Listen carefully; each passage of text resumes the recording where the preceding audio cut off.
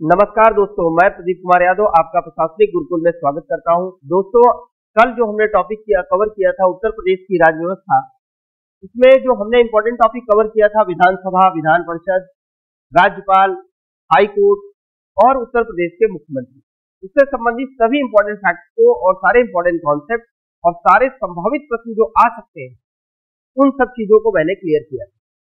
जो मेरा तरीका है उसमें मैं ये कोशिश कर रहा हूँ कि बहुत ही सिंपल तरीके से मटेरियल आपको डिलीवर किया जाए और एक अच्छा कंटेंट आपके पास आए।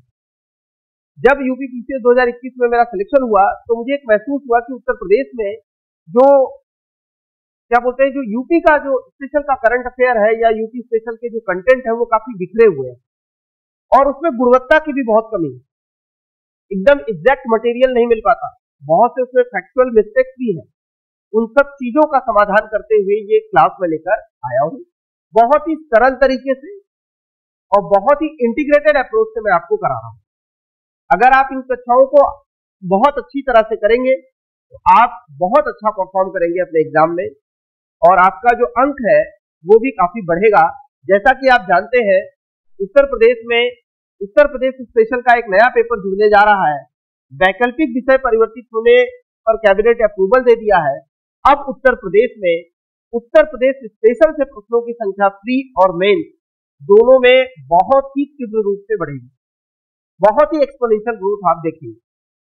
और वैसे भी अगर आप उत्तर प्रदेश में अधिकारी बनने जा रहे हैं तो उत्तर प्रदेश के बारे में आपको पूरी जानकारी होना बहुत जरूरी है और उसके कल्चर का, उसकी राज्य व्यवस्था का, उसके इतिहास, संस्कृति, भूगोल, उसकी जो प्रशासनिक ढांचा है उसकी कंप्लीट जानकारी आपसे अपेक्षित होती है।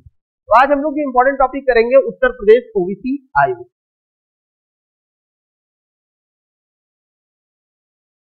आइए देखिए, पहली बात तो आप ये समझिए कि ओबीसी कमीशन, इसका एक हिस्टोरिकल बैकग्राउंड है। जैसे आजकल एक बहुत ज्यादा चर्चा में चल रहा है जाति जनगणना।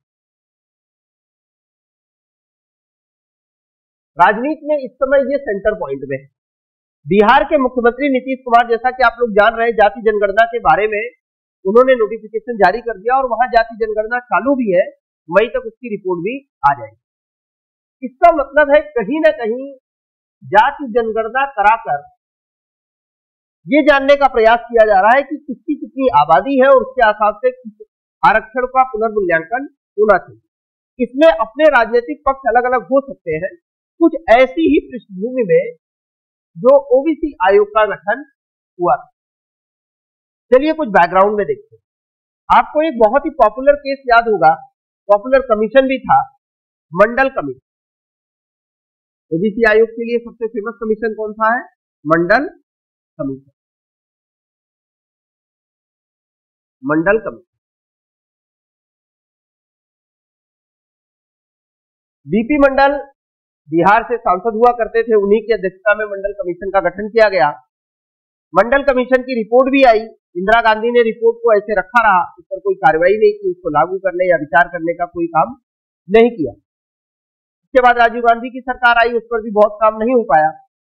पर एक प्रधानमंत्री आए, विश्वनाथ प्रताप सिंह राजा मांडा, उनकी सरकार में एक मिलीजुली सरकार थी और वो जो मिलीजुली सरकार थी उसमें कई ओबीसी के दिग्गज नेता भी उसमें शामिल थे, जिसमें शरद यादव, लालू यादव और वहां से महाराष्ट्र से शरद पवार जैसे बड़े बड़े दिग्गज नेता ओबीसी के शामिल। तो उन लोगों ने ऐसा कहा जाता है कि उन लोगों ने विश्वनाथ प्रताप सिंह पर दबाव बनाया कि आप ओबीसी आयोग की रिपोर्ट को लागू करिए। विश्वनाथ प्रताप सिंह की कैबिनेट बहुत लोग इस आयोग की रिपोर्ट को लागू करने के लिए सहमत नहीं थे और विश्वनाथ प्रताप सिंह का कार्यकाल बहुत छोटा कार्यकाल है प्रधानमंत्री के रूप में। तो उन्हें लगा कि इतिहास के पन्नों में अगर अमर होना है और कुछ बहुत कम समय बहुत बड़ा और विशाल कर देना है, तो उन्हें भी लगा कि ठीक है, एक दांव खेला जाए, ओबीसी कमीशन की रिपोर्ट को, मंडल कमीशन की रिपोर्ट को लागू किया जाए। उसी समय जब ये लागू हो रहा था, उसी समय अयोध्या में राम मंदिर का आंदोलन भी बहुत तेज था। इसी पृष्ठभूमि में मंडल कमीशन की रिपोर्ट को लागू किया किस प्रधानमंत्री ने? बीपी सिंह। किस प्रधानमंत्री ने इसे लागू किया? बीपी सिंह। अब उसके बाद पूरे देश में हाहाकार मच गया, बहुत जगह आगजनी हुई, बहुत जगह जो युवा थे, जो छात्र थे, उन्होंने अपने आप आत्मदाह कर लिया। इन सब चीजों के बीच एक जजमेंट आया जो बहुत ही हिस्टोरिकल जजमेंट है, इंदिरा साहनी केस। इंदिरा साहनी केस 1992। ये क्वेश्चन भी कई बार आया हुआ है। Indira Sawhney case 1992, Indira Sawhney judgment 1992। दो तीन चीजें यहां याद रखना है। 9 जजों की बेंच थी ये, 9 जजों की बेंच, 9 जजों की कॉन्स्टिट्यूशनल बेंच ने जजमेंट दिया जो वीपी सिंह ने मंडल कमीशन के आयोग को लागू करने का निर्णय लिया है वो संवैधानिक है। वो कैसा है? संवैधानिक। ये बात आप याद रखेंगे। संवैधानिक है 27% आरक्षण। और इसी के साथ सुप्रीम कोर्ट की भी आरक्षण पर मोहर लग गई। बीपी सिंह ने जिस 27% के आरक्षण को संसद से पारित कराया था, उसे अब सुप्रीम कोर्ट ने भी इंदिरा साहनी केस में 9 जजों की कॉन्स्टिट्यूशनल बेंच ने उसकी वैलिडिटी को मान लिया और 27% आरक्षण को संवैधानिक माना। कुछ इसी तरह है जैसे ईडब्ल्यूएस का आरक्षण आया, जो एससी एसटी ओबीसी में नहीं है, उनके अलावा जो जनरल कास्ट है, जो बच गए हैं, उनके लिए ईडब्ल्यूएस आरक्षण है 10%। ये मामला भी सुप्रीम कोर्ट गया और सुप्रीम कोर्ट ने इसे भी संवैधानिक माना।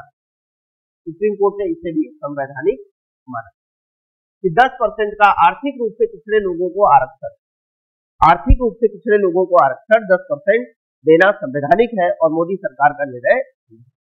तो ये प्रक्रिया होती है, जब आप कोई निर्णय लेते हैं तो वो कोर्ट में जाता है और कोर्ट में जाने के बाद उस पर कॉन्स्टिट्यूशनल बेंच बैठती है और वो निर्णय आता है। तो ये हुआ उसका बैकग्राउंड। अब आप जैसा कि आप जान रहे हो, इंदिरा साहनी केस 1992 का जजमेंट आ गया।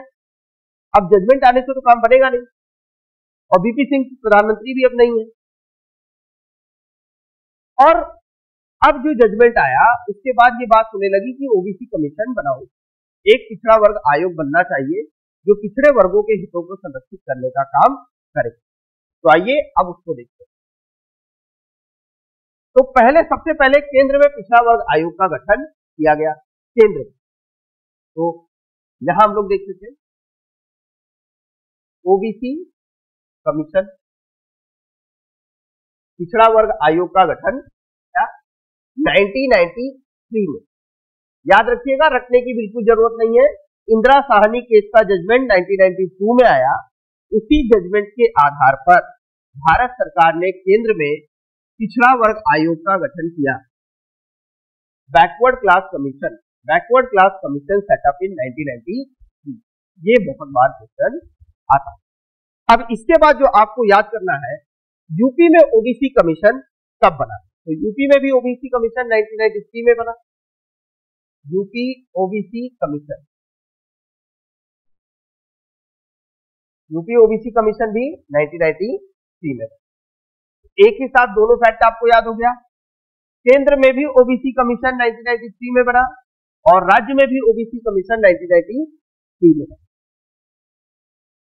अब ठीक है, दोनों जगह ओबीसी कमीशन बन चुका है। अब उसका मुख्य कार्य क्या है? ओबीसी के हितों को संरक्षित करना, 27% जो आरक्षण दिया है उसे लागू करवाना, वो सब सारी चीजें इसके मुख्य काम। तो यहां पर आइए, जो हम लोग का हेडिंग है, उत्तर प्रदेश ओबीसी आयोग। उत्तर प्रदेश ओबीसी आयोग का गठन कब हुआ अगर कोई पूछे? 1993 में। गठन कब हुआ अगर कोई पूछे? 1993 में। उसके बाद ओबीसी आयोग जो उत्तर प्रदेश का है, उसमें एक अध्यक्ष और 2 उपाध्यक्ष होते हैं। इसमें एक अध्यक्ष और 2 उपाध्यक्ष,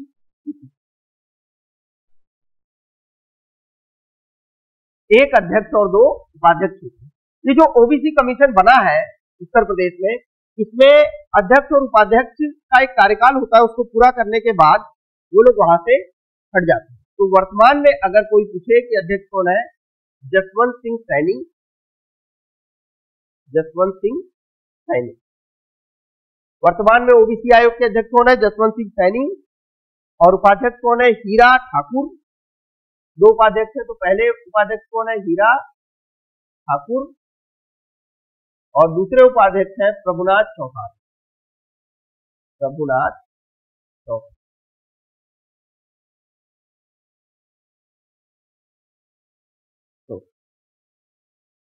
तो उत्तर प्रदेश में ओबीसी आयोग का गठन कब हुआ? 1993 में। वर्तमान में, ये वर्तमान की बात चल रही है, वर्तमान में इसमें एक अध्यक्ष और दो उपाध्यक्ष हैं।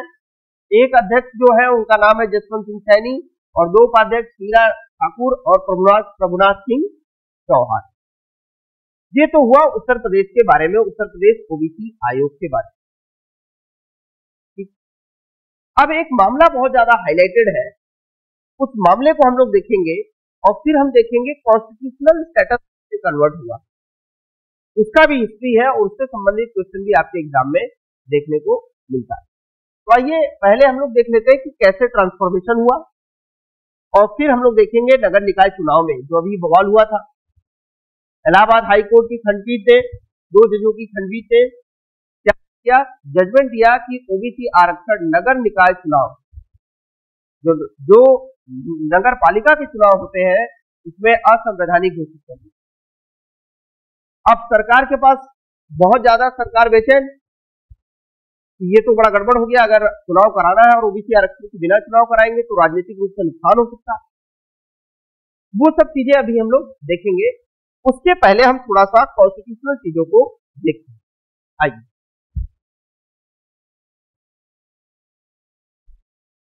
बहुत इंपॉर्टेंट है, ये आप रट लीजिए। 102वां 102nd constitutional amendment 2018, 102 102 constitutional amendment 2018, 102वां संविधान संशोधन विधेयक 2018। ये क्यों इंपॉर्टेंट है? बहुत इंपॉर्टेंट पॉइंट। जो ओबीसी कमीशन 1993 में बना था केंद्र में, वो स्टैट्यूटरी बॉडी थी। वो कैसी बॉडी थी? Statutory body. हिंदी में इसको बोलते हैं सांविधिक। स्टैट्यूटरी बॉडी क्या होता है? स्टैट्यूटरी बॉडी, स्टैट्यूटरी बॉडी का मतलब है ऐसा कमीशन, आयोग या संगठन जिसे भारत की संसद ने बनाया हो। तो जो स्टैट्यूटरी बॉडी है, संवैधानिक बॉडी थी ओबीसी कमीशन, क्योंकि इसे भारत की संसद ने बनाया था। अब उसे इस संविधान संशोधन द्वारा, 102वें संविधान संशोधन द्वारा उसे कैसा दर्जा दे दिया गया? उसे दे दिया गया कॉन्स्टिट्यूशनल दर्जा, स्टेटस दे दिया, संवैधानिक दर्जा दे दिया। तो दो चीजें आपको यही क्लियर हो गई। पहला, जब ओबीसी कमीशन 1993 में बना था तब वो स्टैट्यूटरी था, सांविधिक था, और वो वर्तमान में कैसा है? वर्तमान में वो संवैधानिक है। वर्तमान में वो कैसा है? संवैधानिक है। और मोदी गवर्नमेंट ने 102वां संविधान संशोधन अधिनियम 2018 के द्वारा कॉन्स्टिट्यूशनल स्टेटस ओबीसी कमीशन को दे दिया। रट लीजिए, बहुत इंपॉर्टेंट है, समझ लीजिए। पहले जो बॉडी बनी थी ओबीसी कमीशन 1993 में, चाहे यूपी में हो चाहे केंद्र में हो, वो थी सांविधिक संस्था। इसे संसद ने कानून बनाकर बनाया था, राज्य विधानसभा ने कानून बनाकर बनाया था। अब जो है ओबीसी कमीशन वो संवैधानिक है। क्यों? क्योंकि 102 कॉन्स्टिट्यूशनल अमेंडमेंट 2018 किया गया। तो आपके दिमाग में एक स्वाभाविक क्वेश्चन आ रहा होगा, अगर संवैधानिक है तो सर ये बता दीजिए कि किस आर्टिकल में है, क्योंकि संवैधानिक होने का मतलब कोई आर्टिकल होगा। तो बिल्कुल आर्टिकल है, वो आर्टिकल है 338 sub clause B, 338 sub clause B. संविधान में एक नया अनुच्छेद जोड़ा गया 338 उसके द्वारा ओबीसी कमीशन को संवैधानिक दर्जा दिया गया। क्लियर? इस समय केंद्र में जो ओबीसी आयोग है उसके अध्यक्ष कौन है? केंद्र में ओबीसी आयोग, इसको भी लिख लीजिए क्योंकि आप केंद्र ओबीसी आयोग, अध्यक्ष कौन है उसके? हंसराज अहीर। हंसराज अहीर।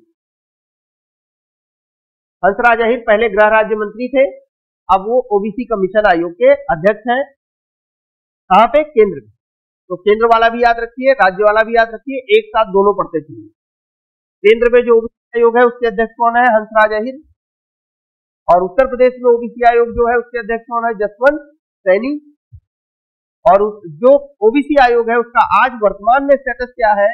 संवैधानिक है। किस आर्टिकल के तहत? 338 बी के तहत वो संवैधानिक है। किस संविधान संशोधन से संवैधानिक है? 102 संविधान संशोधन से वो संवैधानिक हो गया है। तो इसकी स्थापना कब हुई थी ओबीसी आयोग की? 1993 में। चलिए आइए आगे बढ़ते। अब हम लोग देख लेते हैं बवाल हुआ। बवाल बहुत इंपॉर्टेंट है। अभी हाल फिलहाल में उत्तर प्रदेश ओबीसी आयोग ओबीसी से संबंधित नगर निकाय चुनाव में आरक्षण का मुद्दा बहुत हाईलाइट था। नगर निकाय चुनाव आरक्षण।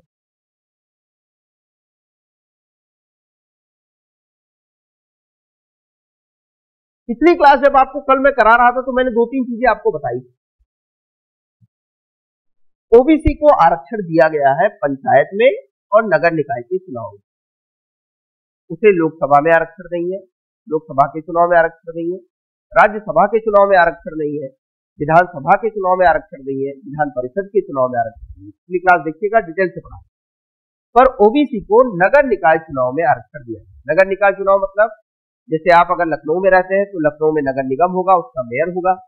बनारस में रहते हैं तो बनारस में नगर निगम होगा, उसका मेयर होगा। तो नगर निकाय चुनाव मतलब नगर पालिका के चुनाव, उसमें ओबीसी आरक्षण था। समस्या क्या हुई कि इलाहाबाद हाईकोर्ट, कल इलाहाबाद हाईकोर्ट भी डिटेल से पढ़ा है। इलाहाबाद हाईकोर्ट ने इस आरक्षण को निरस्त कर दिया। अब सोचिए कितना बड़ा बवाल है। राजनीतिक रूप से तो बहुत बड़ा बवाल है, क्योंकि ओबीसी एक बहुत बड़ा तबका है जो वोट देता है, जिसके आधार पर सरकार बनती है। और इलाहाबाद हाईकोर्ट उसके आरक्षण को निरस्त कर।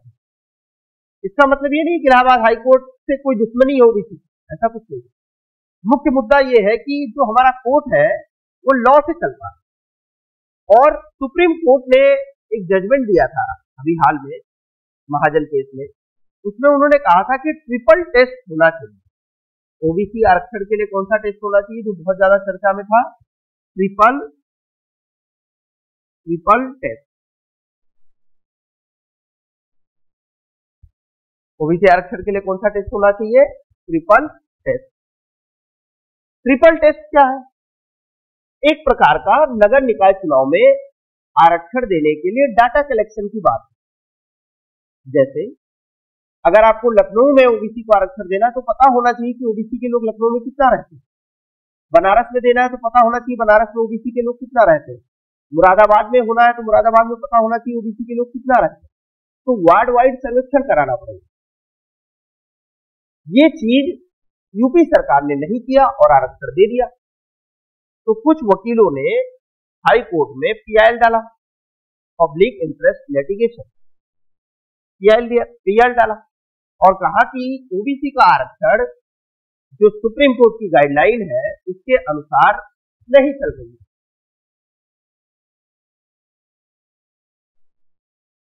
सुप्रीम कोर्ट की गाइडलाइन को फॉलो नहीं कर रही, और जब सुप्रीम कोर्ट की गाइडलाइन को फॉलो नहीं कर रही है तो यह आरक्षण रद्द होना चाहिए। अब अगर यह आरक्षण रद्द करना है तो कॉन्स्टिट्यूशनल तो बेंच बैठानी पड़ेगी हाईकोर्ट में। तो जिन दो जजों ने ये जजमेंट दिया था, देवेंद्र कुमार उपाध्याय, बेंच किसकी थी? देवेंद्र कुमार उपाध्याय और सौरभ लवानिया।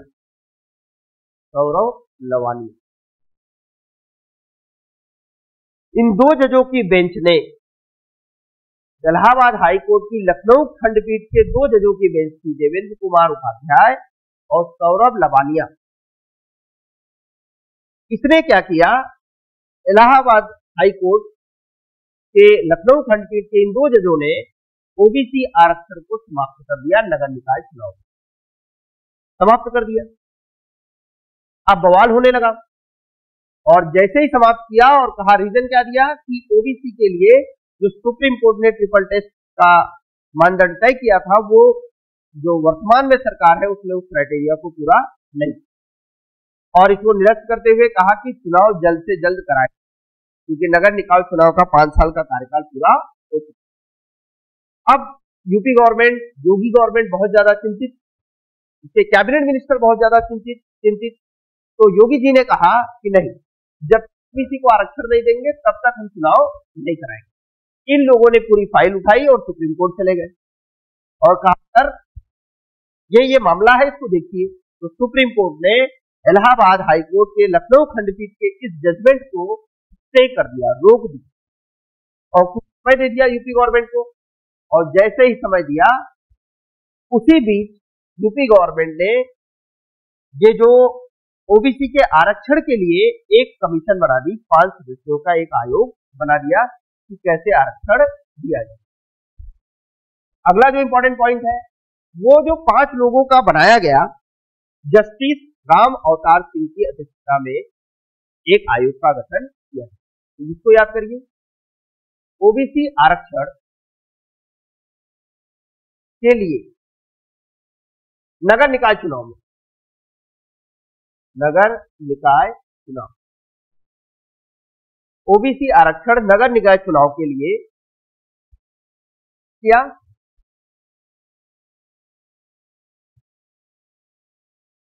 एक राम अवतार सिंह की अध्यक्षता में, जस्टिस राम अवतार सिंह की अध्यक्षता में, जस्टिस राम अवतार सिंह की अध्यक्षता में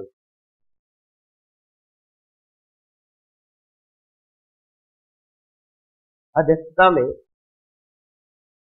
5 सदस्यीय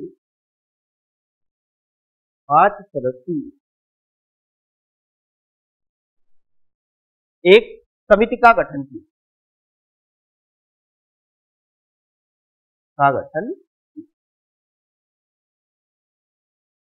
ठीक। अब ये समझिए क्या मामला है।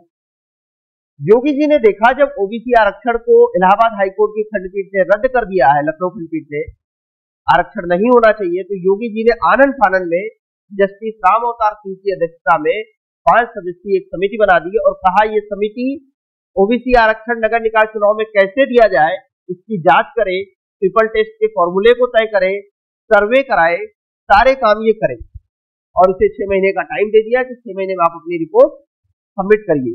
तो ये अपना काम कर रही है और वो लोग सुप्रीम कोर्ट भी चले गए, इसको स्टे ऑर्डर ले लिया जाए, इस बीच सारा काम करके और कोशिश है मई तक चुनाव करा लिया जाए। तो ये हो गया ओबीसी आरक्षण के बारे में सारी प्रमुख बात।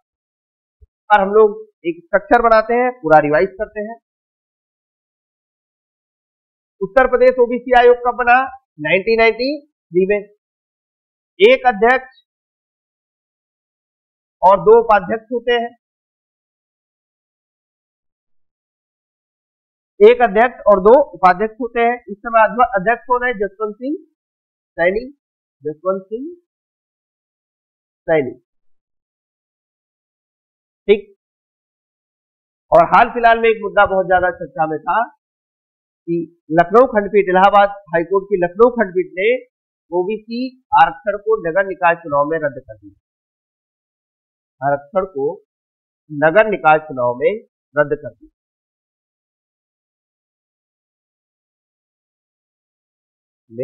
रद्द कर